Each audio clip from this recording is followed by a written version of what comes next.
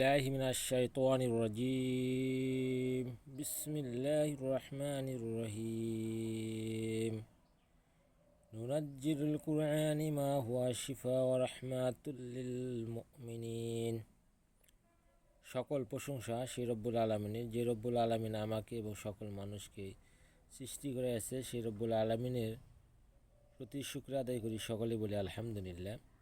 প্রিয় দর্শক ভাই ও বোনেরা, আজকে আমি আপনাদের মাঝে সুন্দর একটি তদবির নিয়ে হাজির হয়েছি। তদবিরটি হলো শিশু যথাসময়ে কথা বলার তদবির। যাদের দীর্ঘদিন পরে সন্তান আল্লাহ তাআলা দিয়েছে, তারা সন্তান পাওয়ার পরেও যাদের সন্তান সুস্থভাবে কথা বলতে পারে না বা সন্তানের কথায় জড়তা এসে পড়ে, বা অনেক সময় দেখা গেছে দীর্ঘদিন হয়ে গেছে যে সময় সন্তান কথা বলার কথা সেই সময়টা পেরিয়ে গিয়েছে কিন্তু সন্তান কথা বলে না। আজকে সেই সকল ভাই ও বোনদের জন্য এই তদবিরটি আপনি করতে পারবেন। এটি একটি দেখতেছেন সম্পূর্ণ সূরা বনী ইসরাঈলের 15 পারার কোনো শিশু যদি যথাসময়ে কথা বলিতে না পারে, না শিখে, তবে এই সূরাটি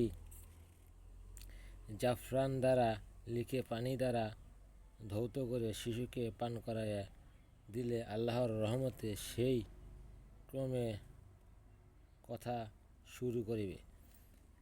এই আয়াতটি আপনাকে লিখতে হবে। এখানে যে দেখতেছেন এই আয়াতটা সুন্দর করে লিখে আপনি আপনার শিশুকে এই পানিটুকু ধুয়ে সুন্দর করে খিলিয়ে দিবেন।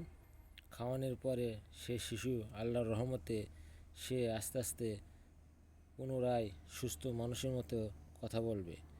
এখানে দেখছেন আপনি সূরা বনী ইসরাঈলের 15 নম্বর পারায় এই আয়াতটা রয়েছে। এই আয়াতটা আমি আপনাদেরকে এখানে দিয়ে দিয়েছি।